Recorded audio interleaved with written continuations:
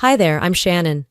My sister used to laugh at my quiet life. No husband, no kids, just work. She said I was selfish, cold. But behind my back, she was using my designs, my cabin, making $5,000 a month off what I built, while mocking me to my face. And when I found out, that was just the beginning. They broke into my property, forged documents. My own mother called me too dramatic. I kept quiet until I couldn't anymore. So I filed one lawsuit to end it all.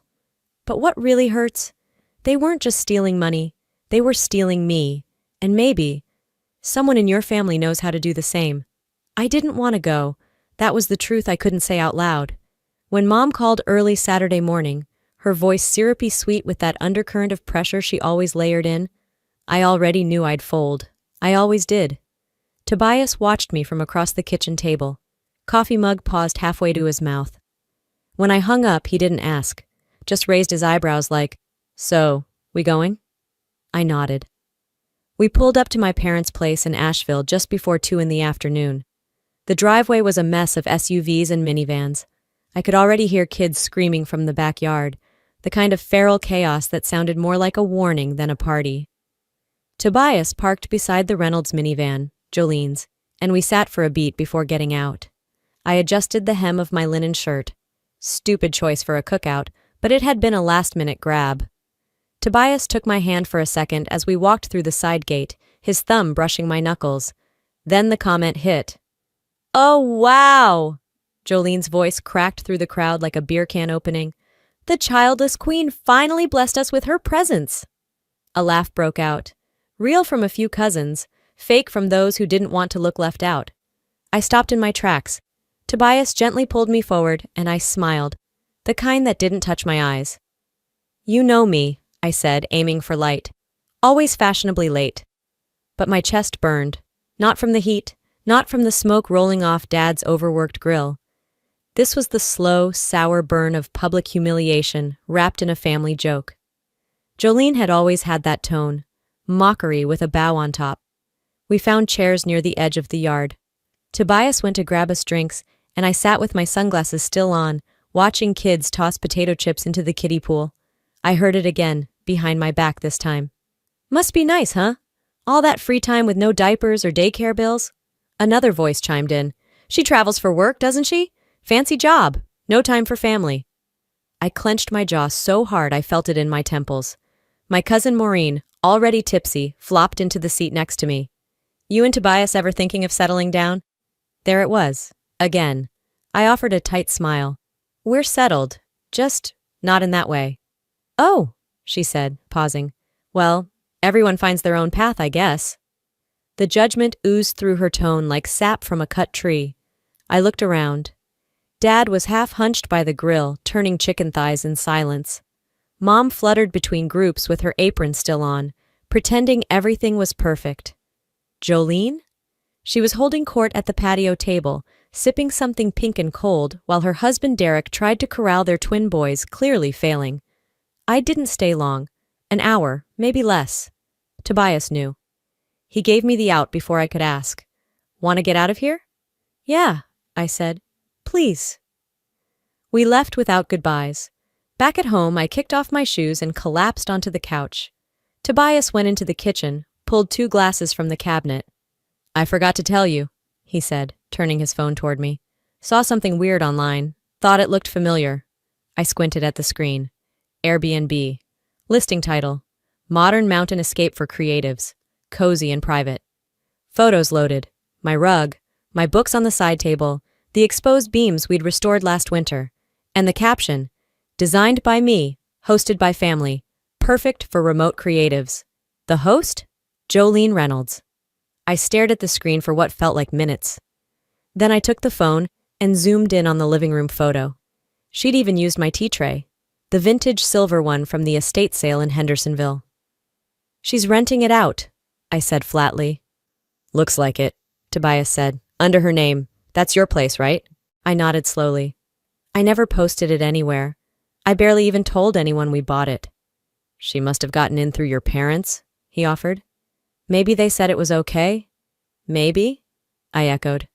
But I didn't believe it. Not really. This wasn't just a misunderstanding. It wasn't some sweet gesture or an accident. This was calculated. Jolene had used me as a prop, then claimed the spotlight. And the comment at the BBQ? It wasn't just a jab, it was a warning shot. I sat upright, went to my laptop, started pulling the Airbnb listing, screenshots, timestamps, checked the calendar, dozens of booked weekends. The price per night wasn't low either. She was making real money. I clicked Save Page A's more times than necessary. Each click made the blood in my veins run colder. Tobias watched me but didn't say a word. He knew this wasn't the time. I opened the cabin's deed file, the utilities, the maintenance records, all in my name, paid in full. Every screw and screw-up funded by me.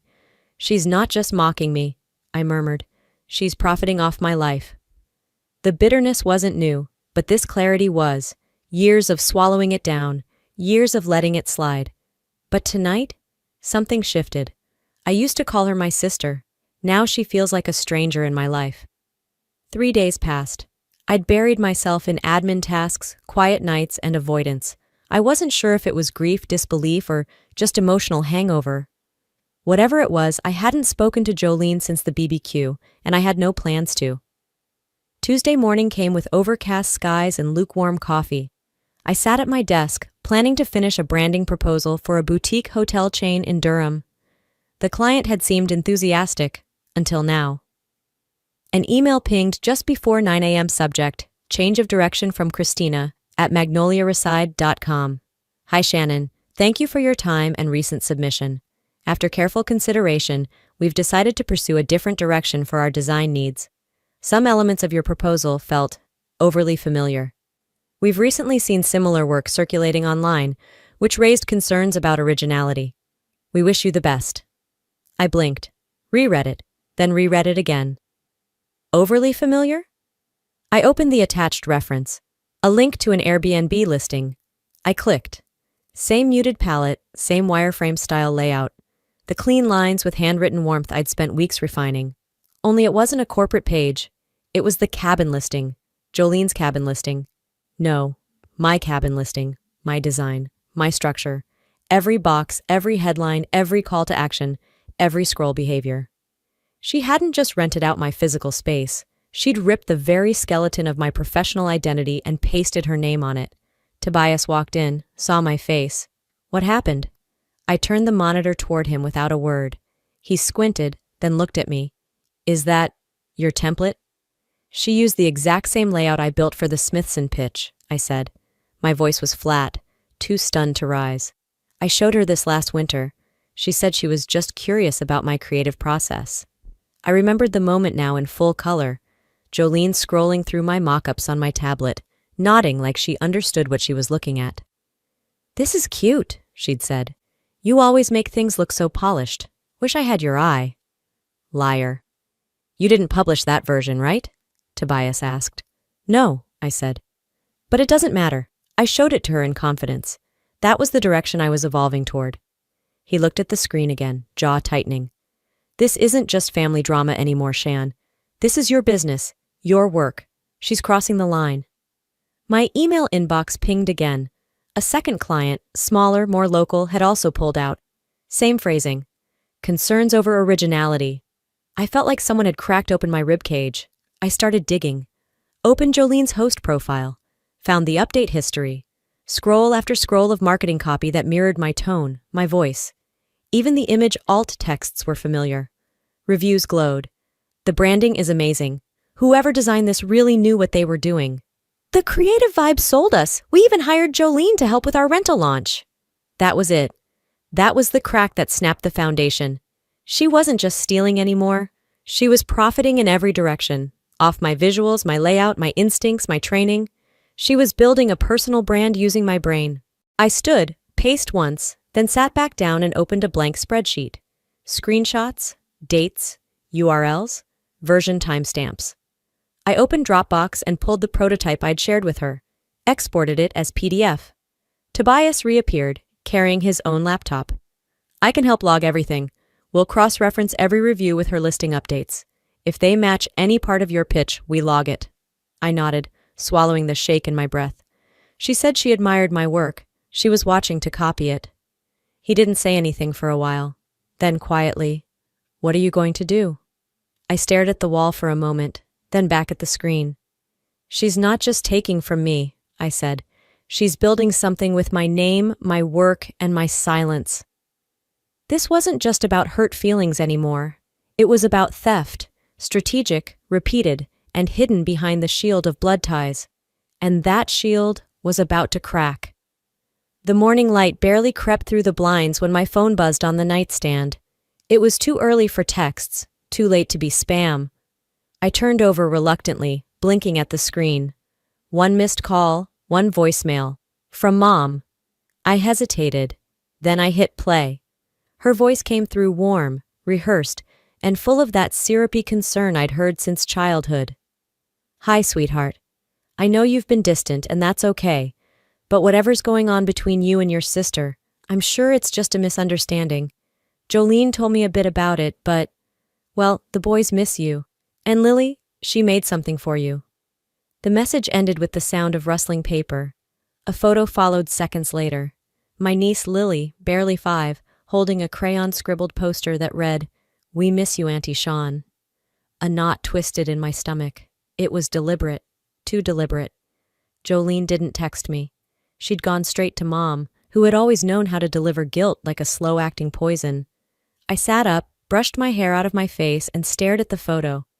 It wasn't Lily's fault. It never was the kids' fault. But I couldn't ignore how Jolene was now weaponizing them. Again. By noon, I was deep into damage control. Tobias and I had cataloged half the Airbnb reviews and 3 Instagram posts that mirrored my portfolio. My hands were cramping from the scrolling, but the worst hadn't come yet.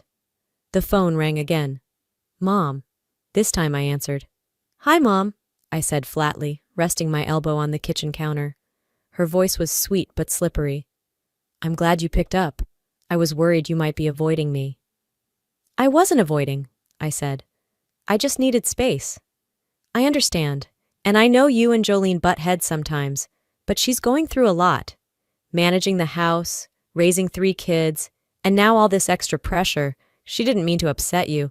She told me everything was just a big misunderstanding. I said nothing. Shannon, she added, her tone softening into a near whisper. You don't understand what it's like. You're not a mother. My hand clenched around the phone. That phrase, the knife dressed as a bandage. She's your sister, Mom continued, and family forgives, especially when children are involved.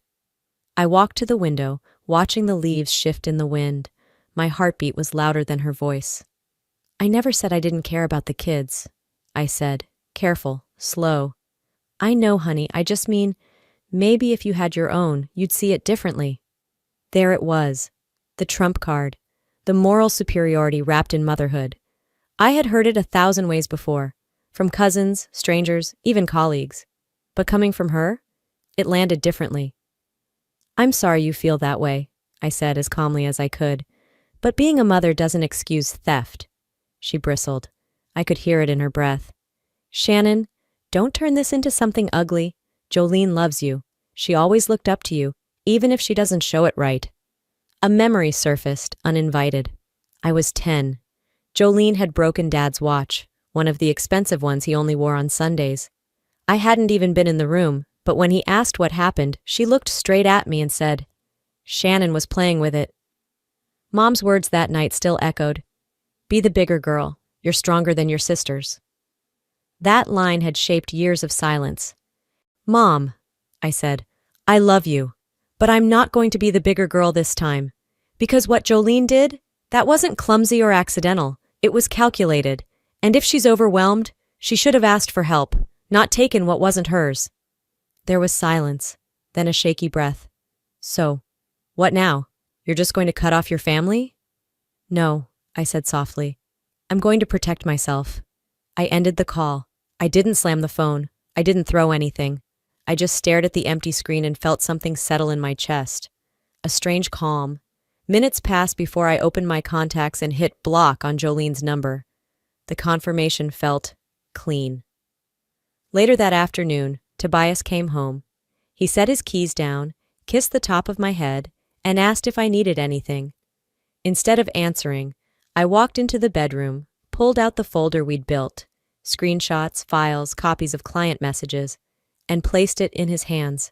He looked at me. Are you ready? I'm done playing the role they wrote for me, I said. A few days after I handed Tobias that folder, Mom called again, this time with something more formal in her tone. We're having a little sit-down, she said. Not a fight, just a conversation. Everyone will be there, and I want you to come. Please, honey, just talk like family. I didn't answer right away. She kept speaking, as if the longer she stayed on the line, the more likely I'd say yes. I made your favorite almond cake, she added quietly. I agreed, not for peace, for closure. Saturday evening, Tobias drove me to my parents' house. He parked at the curb and squeezed my hand before I got out. You sure you want to do this alone? I need to look them in the eye, I said. This isn't about yelling anymore. This is about being heard. The living room was too quiet when I stepped in. No television, no music, no laughter. They were already there, waiting. Jolene sat smugly on the left end of the couch, legs crossed, her phone face down in her lap. Derek hovered beside her, arms crossed and jaw tense. Carlene perched stiffly on a dining chair dragged into the room, while Wendell lingered near the mantel like an extra in a drama he didn't want to be in. And Mom? Doris stood behind the coffee table with an apron still tied around her waist, trying to look composed, but her eyes bounced between us like she was afraid of setting off a bomb. Let's start this right, she said. No yelling, no blame. Jolene jumped in first. Look, I get it. You're mad. I made a few bad calls. But come on, Sean. You're single, no kids, good money. You really think it's fair to hoard all that space while we're struggling? Struggling? I repeated. I mean, the boys outgrew their bunk beds, she said. I thought it'd be okay to use the cabin here and there. And the Airbnb thing, I didn't expect it to blow up like that. But since it did, maybe we split it now? I stared at her. You want to retroactively split income from something you illegally listed under your name, using my photos, my furniture, my design work, and say that's fair? She waved a hand. Oh, come on, we're sisters. It's not stealing, it's family sharing. You really gonna turn this into a courtroom drama? I pulled out a printed Airbnb review and read aloud. Hosted by Jolene, beautiful design touches, such a creative space. I dropped the paper onto the table. That's not family sharing, that's impersonation. Derek scoffed. All this over a mountain cabin? Carlene mumbled. You always had a flair for drama, Shan. I looked at her, deadpan. And you always had a flair for disappearing when things got uncomfortable. Doris raised her voice just enough to interject. Girls, please. This is a family, not a courthouse. No, I said firmly, standing. This has been treated like a courtroom from the start. The only difference is, I didn't know I was on trial. I placed a manila envelope on the table. Here are the title documents, the tax returns, the receipts, screenshots of the booking page, timestamps. My name is on every bill. Yours isn't. Jolene opened her mouth. I didn't give her the chance. I've let things slide for years, I continued. You mocked me for not having kids, for choosing work, for living differently, and now you're turning that into justification to take from me? You say I don't understand family? Maybe you forgot what respect looks like. Nobody spoke. Even Wendell was still. This isn't emotional anymore, I said. This is legal. Do not call me again unless it's through a lawyer. I turned toward the door. Doris stepped forward. Shannon, wait! I stopped, just long enough to look her in the eye. I waited long enough.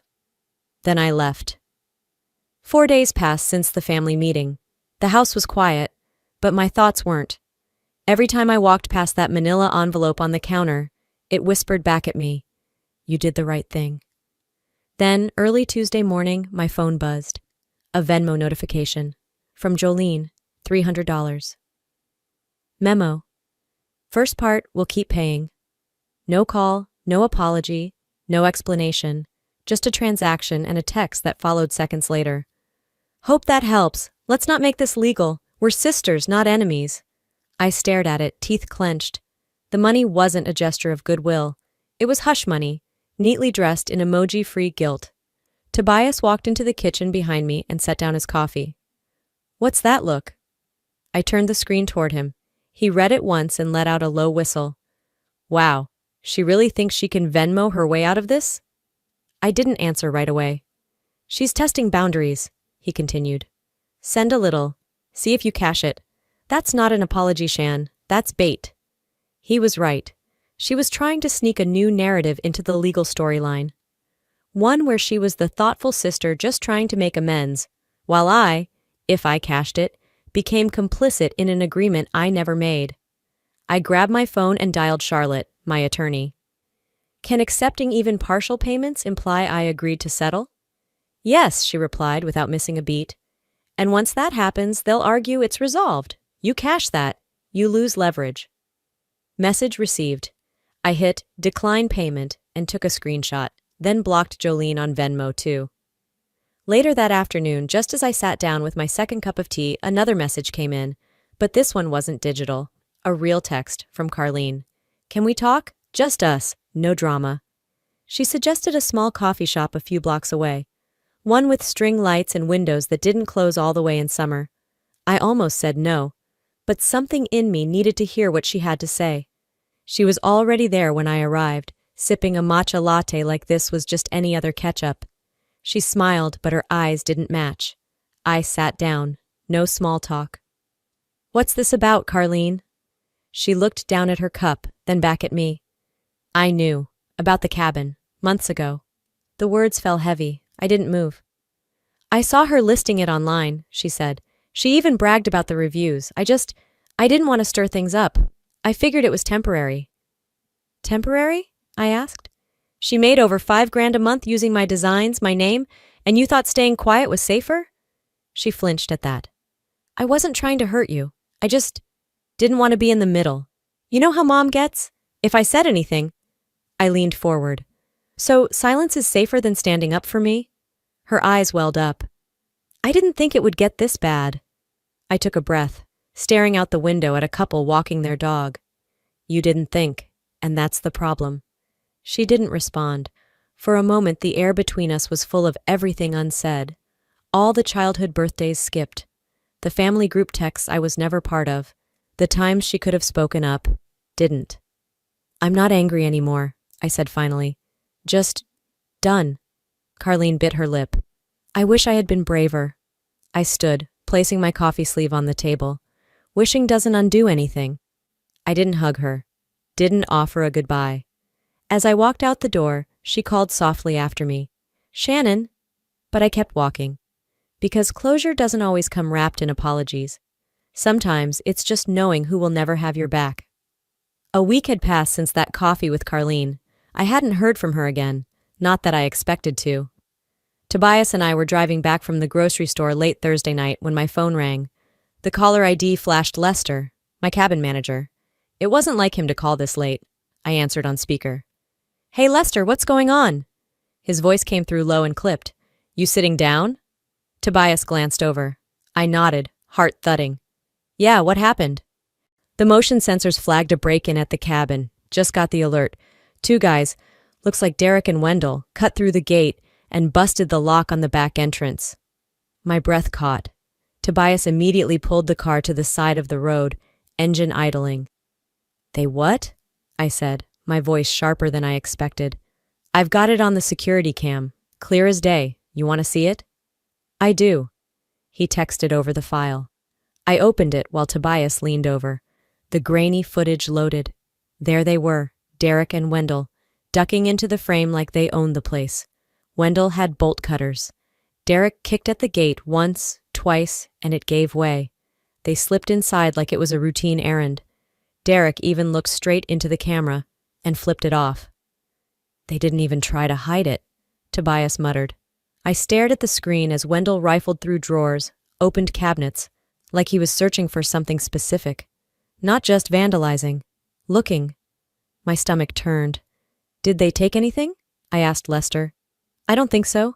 I did a walk-through, nothing missing, but they definitely poked around. I nodded slowly, trying to keep my tone level. Call the police. File the report. I want charges pressed. You sure? He asked. Sometimes with family. This isn't family. This is criminal trespass. File it. After we got home, I opened my laptop and loaded the footage again, screen brightness casting long shadows across our dim kitchen. Every click, every freeze frame made the rage tighten in my chest like a vice. They crossed the line. No more justifying. No more softening the edges because we shared blood. Lester emailed the police report and video evidence the next morning. He added a note. Also, found something you should know. Attached was a background check on Derek, a previous charge from 2 years ago, breaking and entering in Sarasota, Florida, a plea deal, leniency because of family hardship, probation served, record technically sealed, but Lester's old connections in Brevard County still knew how to dig. That was the final nail. I printed the report. Then my legal file. Then every still image from the security video. Tobias came into the room as I laid everything out on the dining table. "We ready?" I didn't hesitate. "Let's go." We drove to the Asheville Police Department. It was quiet for a Friday morning. No drama, no emotion, just facts. At the counter, I spoke clearly. "I'm here to file charges for forced entry, trespassing, and attempted intimidation." The officer blinked, then gestured to a side room. Within 20 minutes, I'd handed over everything: time-stamped footage, identity of the intruders, proof of ownership, and documentation of the family conflict leading up to it. Marla, my lawyer, met us there halfway through. She brought copies of the property title, screenshots of text messages from Jolene, and outlined a timeline of escalating harassment. We didn't raise our voices. We didn't dramatize a thing. It was quiet power. Cold steel. Back home, I dropped the folder on the kitchen counter and stared out the window. They thought the cabin was just property, a pile of wood on a ridge, a weekend retreat. But for me, it was proof. Proof that I'd built something on my own, without a husband, without kids, without help. And now they were trying to pry that out of my hands. They broke the lock. But I wasn't the one breaking anymore. I was the one closing doors. 3 days after I filed the police report, I was in the middle of folding laundry, doing the kind of mundane task that grounds you when life starts to unravel, when Tobias came through the front door. He looked pale, shaken in a way I hadn't seen before, not even during the worst of the legal mess. He didn't speak right away, just stood there, frozen in the entryway, holding a manila envelope at arm's length like it was radioactive. "This was waiting for me at the site trailer," he said finally, his voice barely above a whisper. "No return address." That was all he needed to say. He walked over, set the envelope down on the counter, and slid it toward me without opening it himself. I noticed immediately how jagged the handwriting was across the front, sloppy on purpose, like someone was trying to make it look untraceable or unstable. I opened it. Inside were printed photos of the cabin, our cabin. But not just the usual angles from the online listings or the ones I'd taken for the civil case. These were different, more invasive. One was snapped from the tree line, another through the side window, and another so zoomed in, you could see the ceramic mugs on the kitchen table through the glass. They weren't just watching the property, they'd been near it, on it, watching us. And then there was the message. A single sheet of paper with mismatched letters cut from magazines, old school ransom note style. "You want to make this ugly? We'll make it uglier." For a split second, the room seemed to go silent. Not in a cinematic, dramatic way, just the kind of silence that falls when the air shifts, when everything inside you gets very, very still. I didn't scream. I didn't even blink. I just walked the envelope over to the kitchen sink, grabbed the pack of matches from the drawer, struck one, and dropped it in. Tobias watched in stunned silence as the flames curled the edges of the photos and the paper, turning them to ash. He leaned back against the fridge, arms crossed tightly. His voice was tight. "That was meant for me. They want you rattled," I said, watching the last piece disintegrate. "So I'll rattle back, with paper, not matches." I picked up my phone and called Marla. 20 minutes later, she was sitting in our living room with her laptop already open. No questions. She knew the drill. I showed her what had come, or rather told her. We hadn't saved the physical evidence, but the damage had been done. Emotionally, legally. She read over my notes and nodded. "It's a threat. Not direct enough to trigger a federal criminal response, but absolutely admissible in a civil suit. We'll enter it into the record as part of a pattern of harassment. It didn't feel like much, but it was something. A move forward. That evening, the skies opened up again. Rain lashed the windows in heavy sheets, and thunder grumbled in the distance. It felt symbolic. Storm inside, storm outside.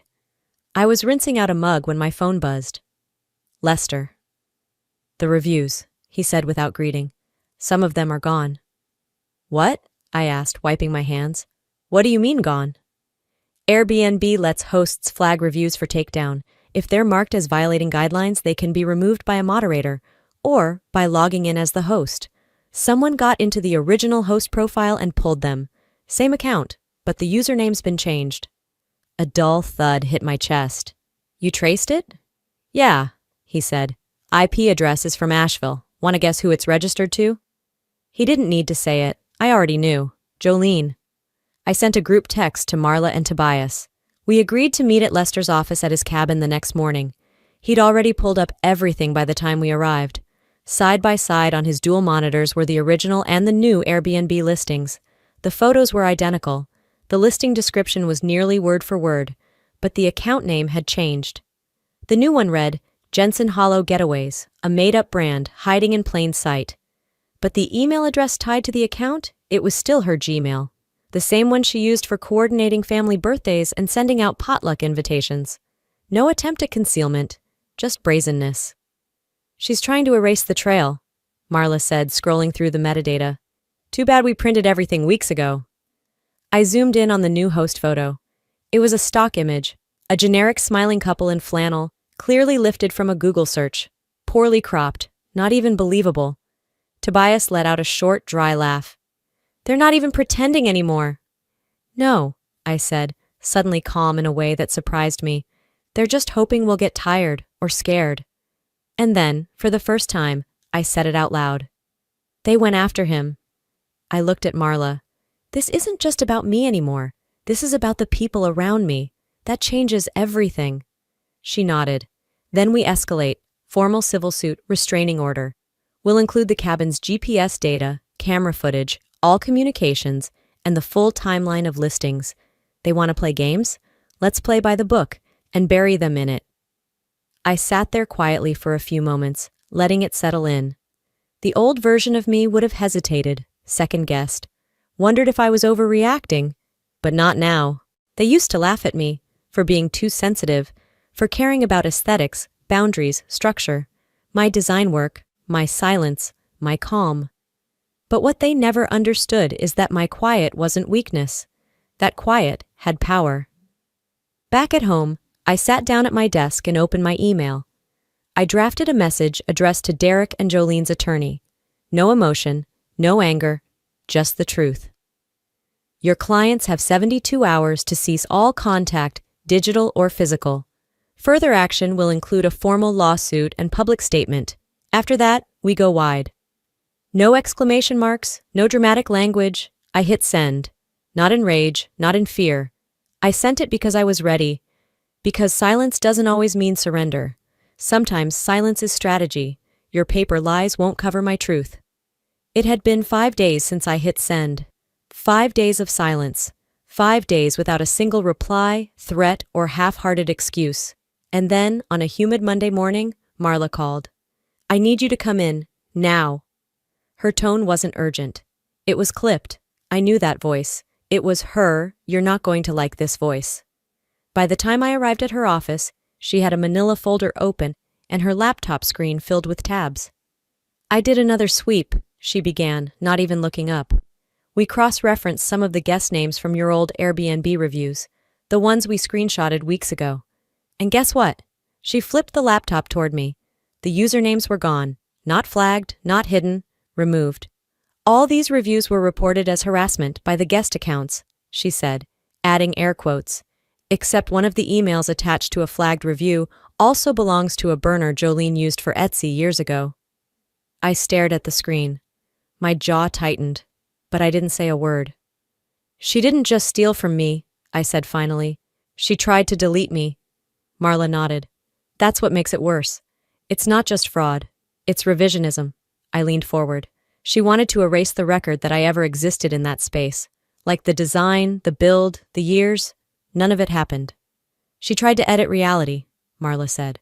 But we kept the original script. Tobias texted mid-conversation. Mail came. You'll want to see this. At home, he handed me an envelope. The paper was stiff, freshly printed. Too fresh. It was a copy of a property deed, supposedly filed in Buncombe County just 2 weeks prior.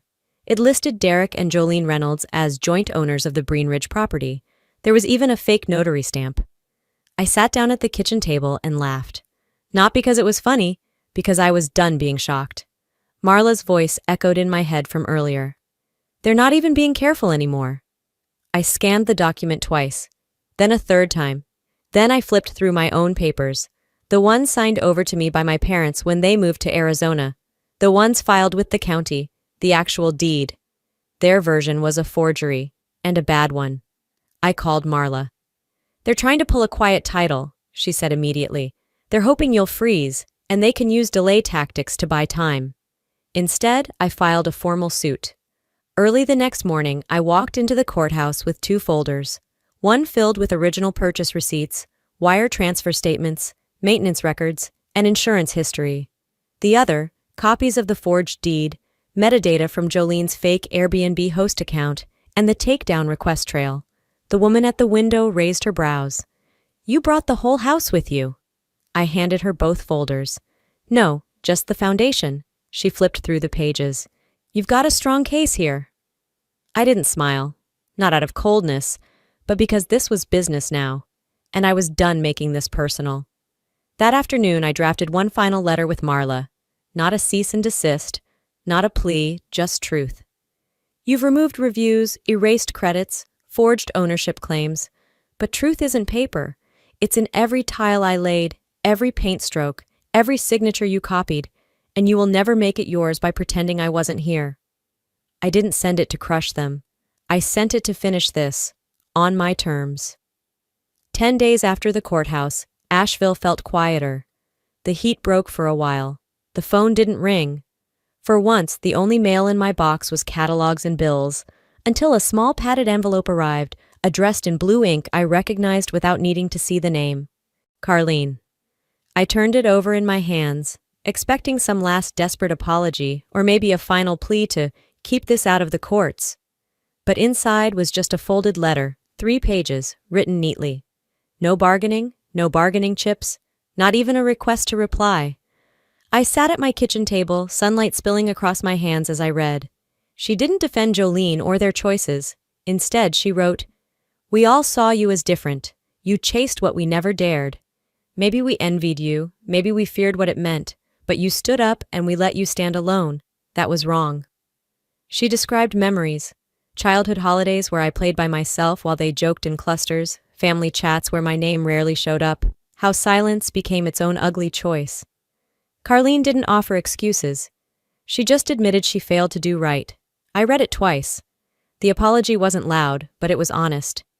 It didn't fix the damage, but it named it. And that was something. I folded the letter, tucked it deep in my desk drawer, and left it there. Sometimes, closure isn't about answers. It's about no longer needing them. A few days later, Marla called. It's done. They've accepted the settlement. Full damages, no trial, and they've signed the cease and desist. You'll see the transfer in your account by Monday. There would be no headline, no spectacle. The public feud that Jolene seemed to crave never came. Just a few signed documents, money moving quietly from one account to another, and a final digital block that brought no satisfaction, just peace. I kept the cabin, but I didn't want its ghost clinging to every holiday, every weekend. So I put it on a long-term lease. No more Airbnbs, no more family reunions in Breen Ridge, no more waiting for an apology from people who never planned to give it. Doris called me one afternoon, her voice softer than it had ever been. You sound different, Shannon. Calmer. I smiled, not that she could hear it. That's because I chose peace, Mom. This time I didn't choose guilt. She didn't argue. For the first time in a long time, she just listened. We hung up, and I felt lighter. That weekend, Tobias and I loaded up the car for a drive west. Santa Fe, open highways, just the two of us. No Wi-Fi, no work calls, no family drama waiting in the notifications. Somewhere past Amarillo, I pulled out my old journal. The pages were blank, but my mind wasn't. I started writing again. Not stories about revenge or anger, but reminders of the strength it took to walk away. Not every ending needed fireworks. Some endings needed only a closed door. Peace, I learned, isn't the absence of conflict. It's the presence of boundaries. Of knowing that your worth doesn't depend on who apologizes or who refuses to change. Sometimes people break things to be noticed. Sometimes they stay silent so nobody rocks the boat. I chose something else. I spoke up. And I'm still standing. There was a time I believed setting boundaries meant I was being selfish. That if I stood my ground, I'd come off as the bad guy. I worried that speaking up for myself would drive people away. That love, friendship, or family ties were too fragile to withstand the truth of who I was. So I stayed quiet. I shrank myself. I compromised to keep the peace. But over time, I learned something no one ever taught me growing up. Peace isn't silence. Peace isn't the absence of conflict. Real peace comes from living in alignment with your truth, even if that truth makes other people uncomfortable. If you've ever been told you're too emotional, too quiet, too intense, or too different, let me say this clearly. Those aren't flaws. They're not mistakes you need to fix or parts of yourself you need to erase to belong. Sometimes, the very traits others criticize are the ones they secretly admire or wish they had.